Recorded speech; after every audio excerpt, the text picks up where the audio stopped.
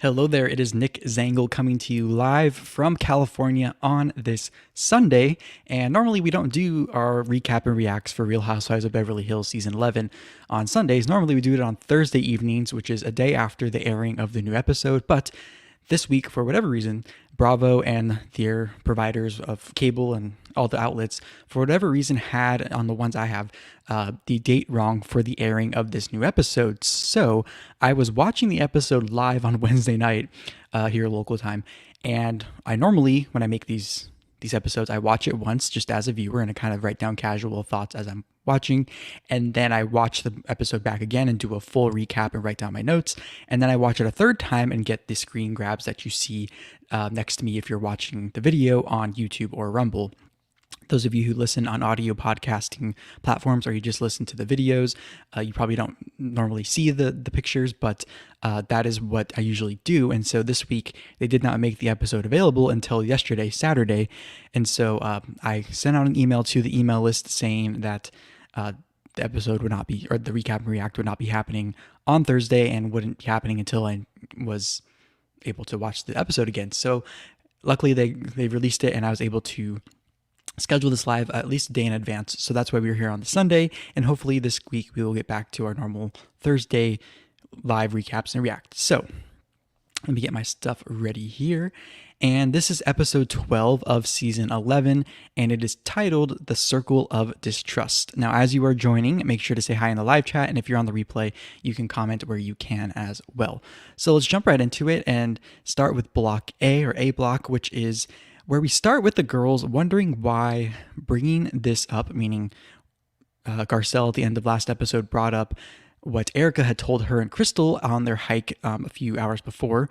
And the girls are wondering why bringing this up about Tom, Erika's now ex-husband, calling her still, even though they're not supposed to have contact with each other, why this would trigger Erika with the group setting, considering she's been sharing a lot with them. And I think the girls are right on in saying there must be something else going on inside of Erika's brain and what she knows that is triggering her to react this way that we don't know about yet. Of course, this episode, we may later in the episode see what exactly was actually bothering her.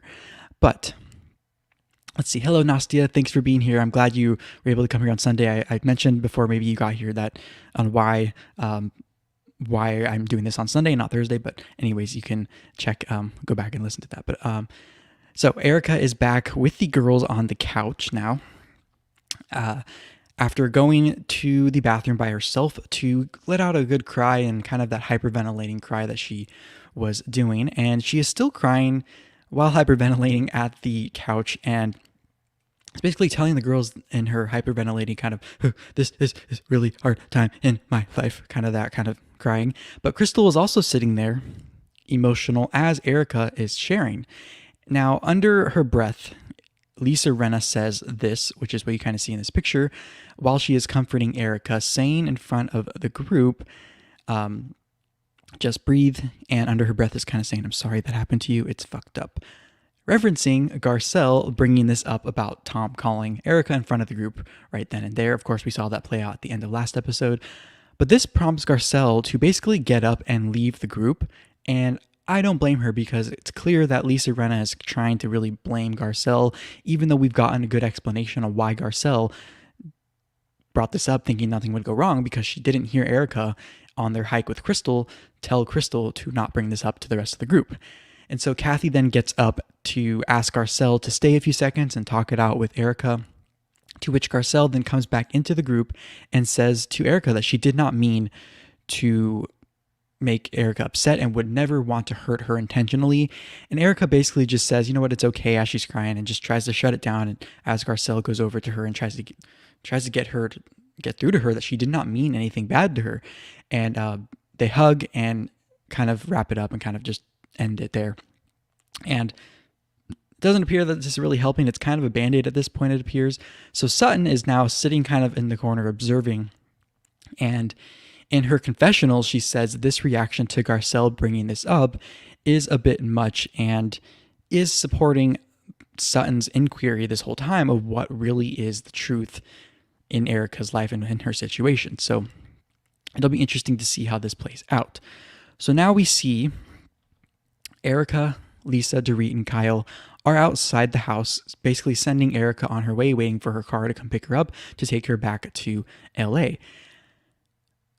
And they're basically saying to her, we hate to see you like this. We're sorry this happened to you. Kyle agrees with Lisa Rinna as well. And Lisa is saying basically to Erika, we know you are going to open up about this on your own time whenever you feel comfortable. So why are we pushing it?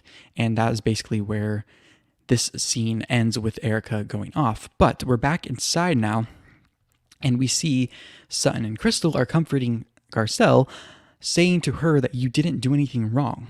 Crystal is still emotional, saying clearly Erika is so deeply in pain that she did not hear when Garcelle was trying to explain to her, and Crystal was trying to explain to her why Garcelle brought this up because she didn't hear Erika say that she didn't want to talk about this. And so Sutton says again that she does not blame Garcelle and tells Garcelle to not blame herself in this situation, and points out how the girls outside with Erika, this is Garcelle, are the ones who've known Erika the longest, and the ones inside, meaning Crystal, Sutton, and Garcelle, are the newer friends of Erika. And that this seems to be the divide in the friend group for the moment. We will hear more from Garcelle on the divide in the group a little bit later. But as Erika is leaving, Lisa is basically watching her drive off back home to kind of deal with what's going on. And she basically says, oh, fuck, like, what? This is blown up even more. And the girls are now inside, and they're kind of saying to each other, they're kind of asking, how do we turn this around? Because Sutton says, we just need to be there for her and help her win when we can and pray for her and all this kind of stuff. And Lisa Rinna, being Lisa Rinna, basically says, she's upset that this happened and asks Garcelle why, or I should say, Garcelle says if she had known that question was going to put Erika over the edge and really trigger her, then she would not have asked the question. And this block ends with Lisa asking Garcelle, why did you feel you had to ask that question at that moment? And that is where this part ends. So let me know what you think of this in the live chat. Let me make sure everything's good. Let me know if everything sounds good. I'm just double checking my settings here. Good. Okay, perfect. So let's move on to block B as you are gathering your thoughts and see if you have any thoughts. But in the B block, we start with Garcelle answering Lisa's question, saying that she thought Erika was just basically sharing something else for the group. And Garcelle came to the trip a little later than the other girls, and was filled in when she arrived to La Quinta the day before about all this new information that Erika had shared with the rest of the group. So naturally, Garcelle thought this was a safe space for her to let the rest of the group know about what Erika had told her and Crystal on their hike. But then we get a clarifying conversation spurred by Dorit, of all people, on if Erika was really upset about what they think she was upset about, which is what Garcelle brought up. So now this is where Garcelle and Crystal are outside, basically waiting for their ride back to their hotel to get ready for dinner that night. And they are talking about how there appears to be sides or lines drawn as far as support for Erika and kind of not support for Erika. And Crystal says to Garcelle that she thinks that's a little bit of BS, that they have to pick sides. And Garcelle says, well, you know what, that is what it is at this point. And in her confessional, Garcelle says and admits, ever since she came into this group, she has felt there was this inner circle that she wasn't really a part of with the bigger group of girls, and hasn't felt that there was any effort by the girls to make her feel otherwise. And this is where I wonder if Garcelle will take any responsibility for that, and whether it be focusing on her skin color difference from the other girls that she points out quite often, or lobbying racism accusations at some of the girls, or her maybe not making an effort to get to know them better or kind of break that wall down, or her not sharing these feelings with them because maybe they think they are including her and she doesn't feel it's that way. Maybe she needs to tell them that. So I have a feeling this will come up either sometime in the filming of the season or at the reunion. This will be brought up as well. But also you have Garcelle has had problems with one person in the friend group, being Lisa Rinna, who was the one that she's known the longest and is the one that introduced her to the circle that she's in. And so that does have effect, I think, on the rest of the group. And I get the feeling that Garcelle is kind of wanting reasons to either not be on the group, not be with this group, or not be on the show anymore, because it seems like she's trying to find every excuse to have conflict and to either not be part of the group or kind of distance herself from them. We don't know exactly why, but I have a feeling there's something there that is kind of making her not want to be a part of this group anymore. But anyways, we are back in the house, and the remaining 4 girls who are not outside are debriefing what just happened, and Lisa Rinna says that she thinks it is not their job to ask Erika hard questions, and that it is up to Erika to share what and when she wants. And this kind of referencing Garcelle the night before, asking Erika a lot of personal questions about what's going on with the lawsuit and everything. And this is where I disagree with Lisa Rinna, and you can let me know in the chat what you think as I'm sharing my thoughts. But I disagree with Lisa Rinna on this because let's just say that the cameras were not around and this friend group was in the same situation. I'd like to think they are all close enough friends to where they could ask tough questions to Erika. So I don't see why it would be any different with cameras in front of them for a reality TV show. Sorry, I'm getting a little indigestion. Keyword there being reality. And then they go on to say that Erika basically has been so open with the group that she probably felt this was a safe space for her to share. And only minutes before she broke down in front of what we saw at the end of the last episode and the beginning of this episode, we got a flashback to them all talking about the situation in the kitchen. So they are like us, the viewers, the group meaning, they're just trying to understand what is happening. And so they talk about, again, the updates from that morning of the news of maybe an involuntary bankruptcy, which would lead to Erika getting basically nothing in the divorce. So then we have Kathy coming in, as Kathy does, where she comes in to kind of lighten the mood, sharing what she wants for dinner, and they're all kind of making fun of her. So we are now transitioning to dinner for night 3, I believe, of this trip. So now everyone is coming down for dinner, and they are waiting for Crystal and Garcelle to get back after they've changed, and we see Dorit is wearing another interesting outfit, as she does, in which Kathy makes a good point in her confessional, saying, why are you wearing this? Like, who are you trying to impress? This is literally dinner with girlfriends alone in a house. Save it for a night out, basically. But then again, I always remember, okay, they are aware that they are on a reality TV show that is viewed by millions of people. So they aren't just at dinner for themselves. Maybe Kathy's is forgetting about the cameras, or is trying to pretend like the cameras aren't there and kind of make it seem more real. But I don't know. I feel like out of all people, she'd be the one that would kind of take the hint. But anyways, Sutton then shares similar sentiments in her confessional as well. So everyone has arrived for dinner. They're having drinks on the couch again for like the 3rd night in a row.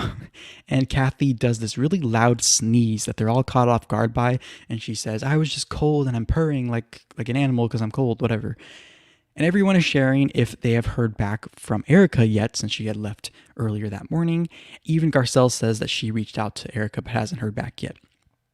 Now, Garcelle says in her confessional that she thinks her conscience is clear about how she approached Erika earlier that day. But Lisa Rinna is still continuing to push Garcelle to take accountability for her part in what happened earlier with Erika, to which Garcelle says, no, I am not owning that. And then we get a montage of both Lisa Rinna and Garcelle Beauvais throwing darts at people last year and then previous years with Lisa Rinna. And they both have that same trait to them where they're pretty straight shooters. And so maybe that's why their conflict is so great, because they're very similar. And this may also support my previous comment about Garcelle being part of why she may feel less included in the inner circle, because maybe she does come on a little strong. But this is what I as a viewer like about Garcelle, and don't want her to change about herself, because it does come at a cost to the group, but I think that's what makes for good TV and makes her one of the likable people on the show. So before they sit down for dinner, Garcelle finally snaps a little bit at them by defending herself, saying, I would not shit on her when she is at her lowest point. That is just not who I am. And that is where we end the scene, and her kind of just, Garcelle raising her glass saying, that's not who I am. And I'm glad Garcelle is finally really just putting her foot down, because I know personally I kind of relate to that, where you're kind of nicely putting things, nicely standing up for yourself, and then people keep pushing you back in a corner. At some point you just have to be stern and firm and kind of scary to get people to finally shut up. And so that is where this block ends. But we start the next block where Crystal is I guess I'll pause there, see if anyone has any thoughts. All right, Nastia is here. Let's see what Nastia has to say. Nastia says, Lisa Rinna is such a hypocrite. She really got under my skin this episode. I have 3 words. Denise fucking Richards. Yes, I hear you. And that's what that flashback was that the producers well placed in this scene. So I agree with you on that one as far as Lisa Rinna, because clearly she's very similar to Garcelle in this respect. So I'm with you there, Nastia. So let's move on to the C block, and we pick up where we left off, which is Crystal continues to try to defend Garcelle and about like telling the girls, Garcelle did not hear this. She did not mean to do this. And Garcelle basically says, you don't have to defend me anymore, Crystal. And so Crystal kind of backs off and just stops. And Garcelle says it could have been any of them that this happened to, as far as Erika lashing out at them. And she calls out Lisa Rinna for basically thinking like Garcelle should have taken on some more responsibility. Lisa then asks for clarity as far as what really happened, because clearly they're all kind of trying to figure this out. And Garcelle says clearly, quote, I wish I had been told not to say anything, because I would not have said anything and I wasn't going to. And so I overstepped. And that was enough for Lisa Rinna to be satisfied. And Garcelle basically confirmed in her confessional that she basically only said that in the way she did to shut Lisa Rinna up, which I don't blame her at this point. So, all right, everyone arrives for dinner, or arrives at the table as Ruth's Chris Steakhouse food arrives for them that they ordered in, and they are all happily eating. And this is where Kathy says that she was kind of feeling like someone was missing, and they said Erika, but then it was just Sutton who was on the other end of the table, and Kathy just being Kathy. But this prompts them to start playing, a game, quote unquote game, with a montage of game time things at dinners that have gone wrong in the past. And even as soon as the night before, where we had the whole incident with Kyla bringing up Confucius to Crystal, and they thought it was a joke about her race, but really we now know that Crystal is actually related to Confucius, so it was just a lighthearted thing. But this prompts Kathy Hilton to say that she heard Sutton had an issue with someone over the phrase, quote unquote, I don't see color, to which Kathy shares her story of growing up with Michael Jackson. Yes, the Michael Jackson, that Michael Jackson, where he would say that phrase, he doesn't see color. Now, this is where Garcelle and Crystal step in and into the conversation after the other girls share how they were raised about treating people equally and not treating people different based on the color of their skin, to which Garcelle says, well, if you don't see my skin color, you don't see me, which is very reminiscent of what Crystal said to Sutton. Of course, Garcelle wasn't there at the time, so we're seeing kind of the evolution of what happened to Crystal now happening sort of to Garcelle.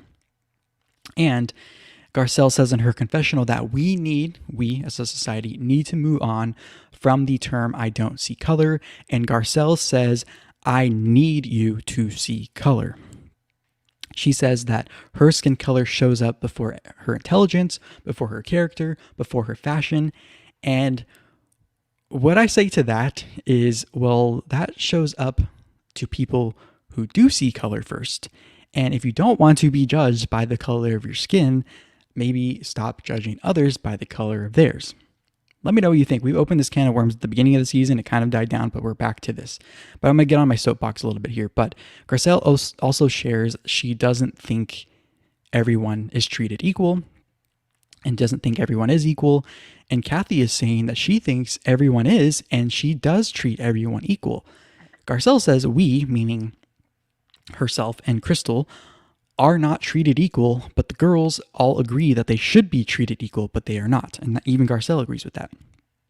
Now, Garcelle asks the question to the girls, have you ever had to warn your kids or anybody about their interaction with the police? And basically everyone says no. Now, Garcelle then goes on in her confessional to say that she worries about her oldest son getting pulled over by the cops because in an instant, he is not her son anymore and he is just another black man. And to that, I'll say most times anyone is pulled over by the cops, the cop doesn't really know who you are other than their interaction with you or for the reason that they're pulling you over. And so I will say from experience, again, I'm not trying to take away from her experiences or what she's saying, but from my experience, it is also kind of a class issue because with cops, in my personal experience, I used to drive a pickup truck that was a color and kind of a model and a year that probably doesn't go with the stereotype of someone that looks like me. And I got pulled over a couple times. One time was at night when I was driving to my night shift work. And so the cop around me was, and one of my plates in the back of my truck was the reflection on it was kind of worn off because it was such an old car, an old license plate. And all they had to go on from me was, it was dark out. They couldn't see my license plate because it wasn't reflecting. I was one of the only ones out because it was late at night in kind of a suburb. And it was a truck that kind of looked kind of like a stereotypical non-white person like me. I'll just say that. And I got pulled over and I pulled into the parking lot of my work because it was right down the street. And once they saw who I was and I was being respectful to them and kind of trying to not cause any alarm, everything was fine. They just said, hey, fix this, you're good. So I will say that I got pulled over multiple times in that truck. I've never gotten pulled over since I've gotten a newer car.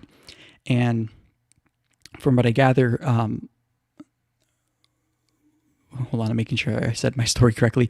So my question then is, why isn't the conversation with Garcelle and her sons and young people in general, young black men, whoever, to, hey, these are the rules, make sure you follow them. Don't break the law. If you do get pulled over for whatever reason, be respectful and try not to cause or instigate or accelerate or whatever the situation to where you would put yourself in a position where you might get hurt or be profiled wrongly. Because I see Garcelle as perpetuating in this situation the culture that she does not like regarding black men. And I don't like that either. I don't want anyone being racially profiled to the point where they're getting killed or hurt by police. Of course not.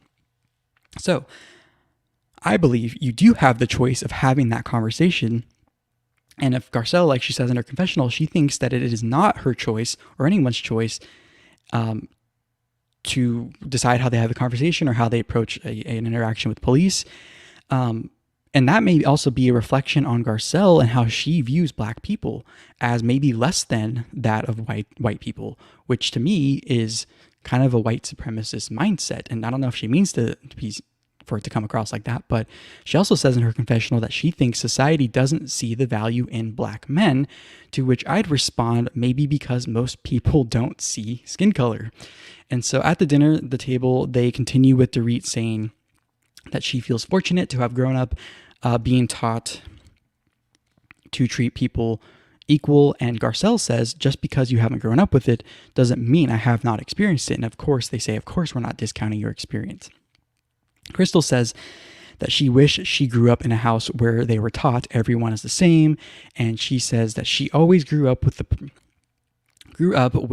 the protect yourself mindset from her parents, of people who are going to attack her or make snide comments or whatnot at school growing up, and kind of just putting her head down and avoiding, like walking away and not really engaging. And based on what Crystal has shared in previous episodes, it does sound like she grew up in kind of a racist household, because she shared how her dad and her would experience people calling them names because they looked a certain way.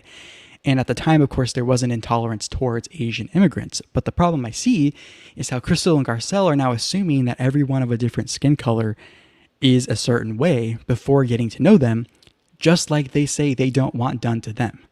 And so this cycle, I think, just has to stop at some point, which I thought had gotten to that point the last or a few years ago, right? But apparently in the last year or so, many have decided to basically take us back decades of progress, which to me is really, really sad. So let me know what you think of that. I know there's a lot of people who disagree with me on that, but I'm open to hear what everyone has to think. Also, I will say, before I beat this one with like a dead horse, but why isn't the conversation in general? Yes, some people will look at you differently when you walk into a room because before they get to know you, and they'll look at your skin color. But don't let it define you and prove them all wrong. And don't be like them where you as a Black or Asian person or whatever are judging others' skin colors the way you don't like people judging you. So instead of teaching your child everyone of a certain different skin color than you is the enemy, same idea behind white supremacy, by the way, just saying, except this is kind of self-victimization over self-importance, even though some think Black supremacy is the answer to white supremacy. That could be a whole other thing. And avoiding creating another generation having that same struggle and creating a new group of people having to face this who historically maybe haven't or not to the same degree, unless the goal is for everyone to be a victim of this to make you feel better. I don't know. I know that was kind of a hot take, and I know a lot of people disagree with me on that. Again, leave it in the conversation. But this conversation ends with Dorit sharing about her household and some of the help she has around the house, and how they're multicultural and her kids love all of them. And Garcelle asks the question to her if she only has help that is brown skinned, to which Dorit says no. And this is yet another confusing part of the whole race conversation for me, which is people want to only embrace the positive stereotypes of who they identify with. They say they want Black and brown people to succeed, but it appears that they only want them to succeed in fields where they haven't historically, or in things that are approved of by you as a Black person or the Black community, whatever. And this supports kind of what I've been saying for years and the past year plus really on this channel of the new conversations around race are, in my opinion, a means to an end politically for power and control over people, because if it was just about race, Garcelle would be celebrating Dorit employing Black people, brown people, Asian people, whoever, who like their work in her house and love her kids and her kids love them, instead of diminishing their value in their help for Dorit's household. That's it for I'm going to get off my soapbox. I'm going to open it up to you guys in the chat. I know this is kind of a loaded subject, but let's see. Nastia says, I love when everyone was talking about how they've known Erika and Kathy was like, I don't know her. I had a good laugh. Kathy is distancing herself. She's just more subtle about it than Sutton. And then Nicola, I haven't seen you here. Thanks for being in the live chat. Says yes. And I think that's actually coming up in the scene coming up. So I'm going to get to that. I did write that down too. I noticed that as well. So we will get to that in a few minutes, but good to see everyone here, and I will continue on. So actually, let me pause for a second and take a quick sip of water really fast.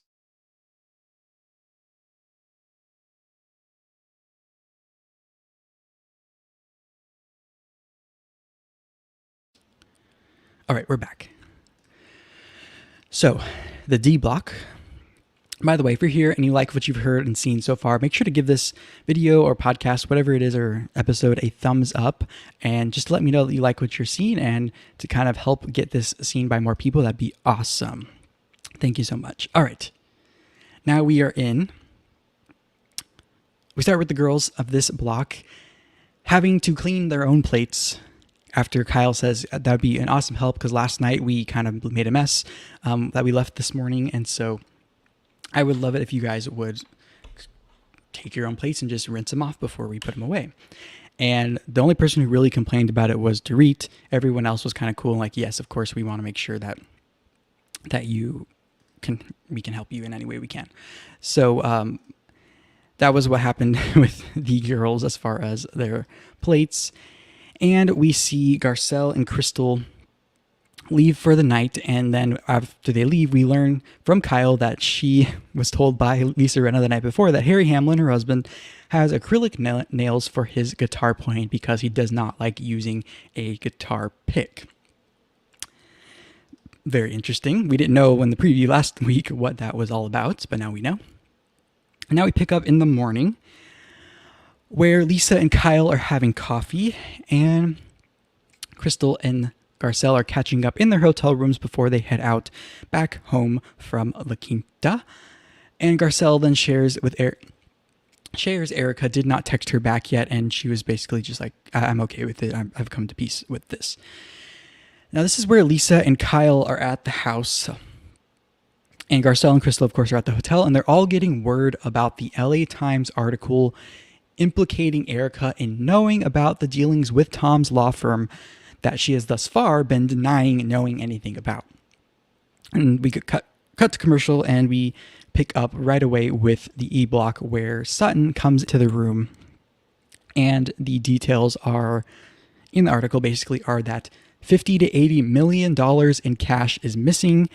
And we also learn that Erika's company, her Erika Jayne LLC, was loaned $20 million from Tom. And so Sutton is kind of sharing with them that they used the term Ponzi scheme in the LA Times article, and them comparing kind of in the group and contrasting the Bernie Madoff situation and how his wife, and he had a wife at the time.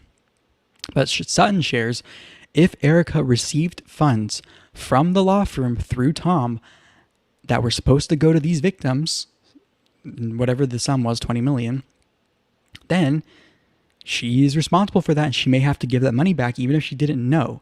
And so Crystal and Garcelle are in their hotel sharing how it must be so hard, and they're kind of shocked about how it just keeps getting worse for Erika.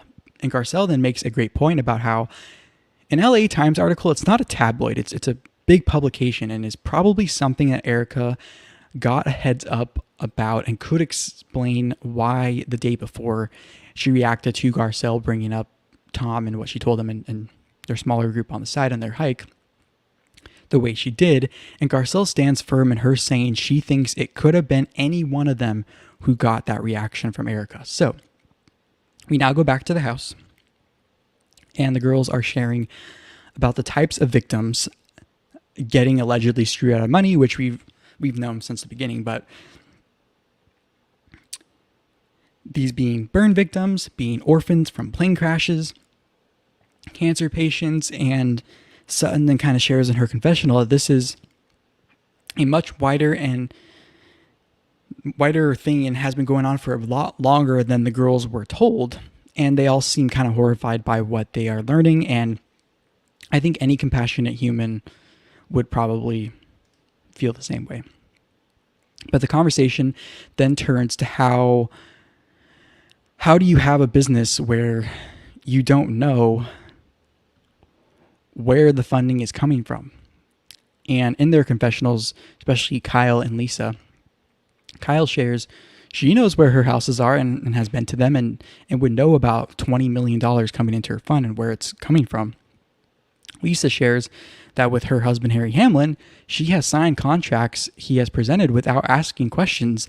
And she says it is okay when you've been married for a long time to kind of do that. So, and we have Sutton kind of sharing whether Erika knew the funds were stolen or not. Like we said before, if her name or LLC is attached to it, then she is responsible. Now, the girls are questioning everything now with their friend Erika because this is not what they were told or led to believe all these years that they've known Erika. And they were kind of going around saying how long they've known Erika for. And Kathy was like, oh, I don't know her. And I think that was the right reaction. We just touched on that because I know if I was Kathy and I had just got introduced to this friend group and I'm just meeting Erika and I find all this stuff out about her that could allegedly be going on, I probably would react the same way, being like, oh, I don't know her that well. I don't blame her. So this scene ends basically with Dorit saying that this is going to be a long, expensive road, and that is what she feels most bad for. And I heard that from Dorit, and I was like, you mean you feel bad for Erika and not the victims that didn't receive their settlement money? I'm not sure if they spliced that sentence together, but I thought that was kind of weird. But this block is ending with The girls all arriving back home. Dorit is here on the phone talking to Boy George and PK about the Erika news. Sutton is now questioning how this could impact them as a group in her confessional by being disassociated with Erika as part of the show and just the friend group, which I think is a fair point. And we learn as Kyle is talking on the phone with Dorit that Sutton wants to meet with the group without Erika. So before we get into the F block, let me see what everyone is saying. Nastia says, I think the point Garcelle meant she had no personal relationship with people of color. When thinking of people of color in her life, it was hired help, but no friends, associates, etc. But hired help that can be closer. But hired help can be closer than family. Yeah, and that's the thing. It's as long as your hired help is consensually agreeing to doing whatever you've agreed for them to do, and you're compensating them fairly in what you agree to, I don't see the problem. Yes, we are aware that historically, the quote unquote, the term the help is referencing kind of a time that we're not the most proud of here in America. Most people aren't proud of, I should say. And as long as it's literally not slavery, like not slave labor and not unethical, unlawful labor, then I don't see the problem. And so that is the part I get confused by with Garcelle and just that conversation in general. But that's a whole other conversation. I think Dorit did mention how she's saying, I grew up around like family friends that were black. My mom's best friend is black. So, and I know a lot of people think, well, that's just, you only throw that out there when you're trying to defend yourself and it's this token thing. And it's like, that's kind of offensive to that black person that is a friend of Dorit's mom. Because are you saying that person is not smart enough to know if Dorit's mom is a good person or not? And that's the part that I kind of get that kind of trips me out. But anyways, thank you for that comment, Nastia. So we will continue on to the F block. So everyone is arriving at Dorit's for their meetup without Erika, prompted by Sutton. And we learn of an Instagram post by Erika that morning of a picture of Tom's mistress on their bed with texts to Tom in that post as well. And while Kyle is saying she doesn't know why these aren't being shared with her friends, first, as their friend, she also understands that Erika is trying to defend herself in proving this is not a sham divorce. And so we get a flashback then to Garcelle asking Erika a few weeks prior when they had a one-on-one at Garcelle's house, of Garcelle basically asking Erika, I've heard these rumors from people in places that I frequent saying that they've seen Tom here with another woman. Is that true? And Erika said at that time, she does not know of any third parties involved with Tom and outside of her and his marriage. And Lisa then shares that morning she did speak to Erika, where Erika said her divorce lawyer told her to take down the post right away. So we don't really get to hear more of that conversation because Sutton then walks in, basically cuts to the chase about her wanting to call this meeting and her reservations from what she said she learned in La Quinta from Erika and all the articles that came out.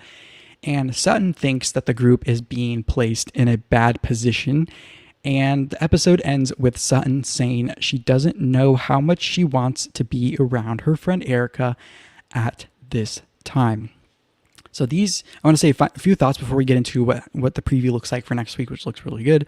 But I want to say that these women, this group here, are giving me personally kind of the courage and kind of making it, I think, a good example of, in my real life and career, to ask the hard questions when things aren't clear. Obviously, my situation is not the same as theirs or whatnot, and for us to not ignore red flags and really seek clarity where things don't make sense. Because if you have a question in your mind and things don't make sense and you don't get the answers you want, you kind of get frustrated and you just want answers or want some kind of resolve. So I appreciate the honesty from the girls, both in their confessionals and with each other in the group without Erika in this episode, and in particular this last scene of the episode. But one second. Next episode, we see the girls having families over for the holidays, including Garcelle as a new grandma. We see Sutton saying that ignorance is not an excuse regarding Erika. And we see another dinner where Erika is present, and she asks the group, "Are you guys really that afraid of me?" And the girls seem to be really questioning Erika to her face on if she knew anything going on. And the preview ends with basically all their faces kind of going like, So that'll be interesting to see what happens. All right, so let's see what everyone is saying in the comments. If you have any live chats or any last thoughts, leave them in the comment section as I do some housekeeping as you guys are typing, which is that, first of all, thank you so much for joining for this live recap and react. If you were here in the live chat, thank you so much. I appreciate it as always. It was a kind of a weird day. Normally we do this on Thursdays at 6 p.m. Pacific as far as the recap and react for the Beverly Hills Housewives. But until then, I'm going to be recording a few videos for the next few days that'll probably be premiered. It won't be live, but there'll be a live chat where we can chat at 6 p.m. Pacific Los Angeles time zone. And if you are still here and you've liked what you've seen so far and you are not subscribed yet, wherever you are watching this, whether it's on a podcasting platform, on Rumble, or on YouTube, make sure to do so before you leave and give a thumbs up if you haven't already and you liked what you've seen. If you would like to continue the conversation, or if you're listening to the replay and you have something to say, find the nearest comment section on whatever platform you want where you can comment to let me know what you think, and we can chat back and forth. And until next time, check the description box of this episode for more videos, more information on how you can contact me, my free email list where I send notifications to the live chat link when we are going to go live, so we can chat together. And click around the channel for more stuff before the next episode. And I'm going to be, one more housekeeping thing before I get into your comments. I create one YouTube short from a portion of each episode, recap and react, and I've gotten behind on that. So if you see in your subscription feed on YouTube, a whole bunch of YouTube shorts coming up for Real Housewives. I know some people who are subscribed are probably like, is your channel turning into a Real Housewives channel? And it's like, no, I promise. Last week was one of those weeks that real life and career outside of YouTube kind of took a weird turn, and I basically I was working a lot and had no time to basically do anything else, and I was exhausted after, so I opted to delay to make sure I give you something that I'm proud of. So this week it's going to be a lot better. Last week was one of those weird ones. So we'll be caught up on the YouTube shorts before the next episode on Thursday, and those will probably come out at 6 a.m. Pacific, and then any new videos will come out at 6 p.m. just so I can get caught up before next week's episode. And as we head into a really exciting time on my YouTube channel, which is we're approaching that 1,000 subscriber mark. We already have the watch time, so thank you all again. This channel, although I'm creating the content, you are all the ones that comment and watch and like and subscribe and give it the life and the community that wouldn't be possible. That is what makes the channel. So thank you. All right, let's see what's in the live chat. Enough of my ranting and raving. Nastia says, Team Sutton. And you know what? I am right there with you. I think Sutton... And I try to avoid some of the interviews outside of the show or some of the promo that they do, but I happened to catch her interview with, I think, Entertainment Tonight here in America. And she was saying that she did not find out she was actually going to be a full-time housewife until after or almost at the end of filming of the season, which just shows even more that she did all of this in the season, I think, genuinely. I don't think she was trying to kind of work herself up to be a housewife. Maybe she always wanted it, but she wasn't like forcing it. But that just proves to me even more that, one, the producers and whoever makes the decision on who they cast as full-time housewives made the right decision. Obviously, they're seeing it play out, and they couldn't avoid putting Sutton in the season as a main character, from her time with Crystal to her exposing kind of Erika, and it just makes sense. So she did say she was surprised when she learned she was going to be a full-time housewife, and she was going to quote unquote hold the diamond. But I think she earned it by being herself and being likable and being liked by a lot of people and being genuine. I think she's one of the more genuine ones. I that's what I really like about her. So yeah, I am team Sutton, but I'm also team I'm a team most of them because I find good and bad traits in all of them. So I'm not one of those people or one of those recap or review channels that kind of cheerleads for one side or the other just blindly, if that makes sense. But so far, I think I pretty much agree with a lot of what Sutton is doing, and I accept her quirks and her some of her things that weren't maybe didn't come out the right way when she was trying to say them, but I understood what she was trying to say, and I think she's doing a good job. So yes, I like Sutton a lot. All right, and I think honestly, I was thinking about making at the end of the season kind of my thoughts on casting and who I think should stay and go, and I think this is a really solid cast and group that I think the only reason it would get shaken up is if one of them didn't want to come back, meaning, like I said earlier in this episode, Garcelle maybe kind of distancing herself and not really liking or gelling with the group, and her saying that she thinks that she's kind of not in the inner circle of the group. And maybe Crystal is kind of like, this is too much for me. I'm not used to being in the spotlight. And maybe Sutton, if Erika is going to have a bad effect on her reputation, may not want to come back either. So I think Bravo is going to have a tough time depending on how the Erika situation pans out with their casting of next season. Ideally, I think I'd want this entire group to come back, including Kathy Hilton as a friend, to watch this whole storyline with Erika play out with the same cast of characters as this season. I would even be willing to say that I think Bravo should shell out more money and more things for this group if they are really performing. And I know the ratings are a little higher than last season. And of course, the media coverage of this is insane. So we'll see. So let me know if you have any other thoughts. I'll wait a few more seconds as I take a sip of water. And if not, then we can continue this conversation in the main comment section wherever you are able to comment. But let me give you 1 second.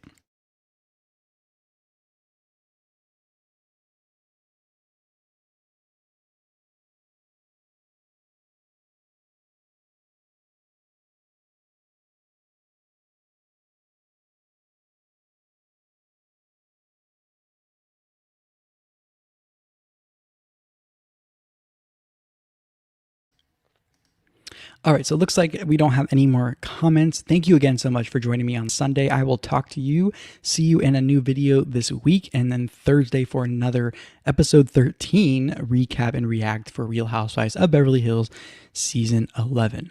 With that said, thank you so much. Have a great rest of your night.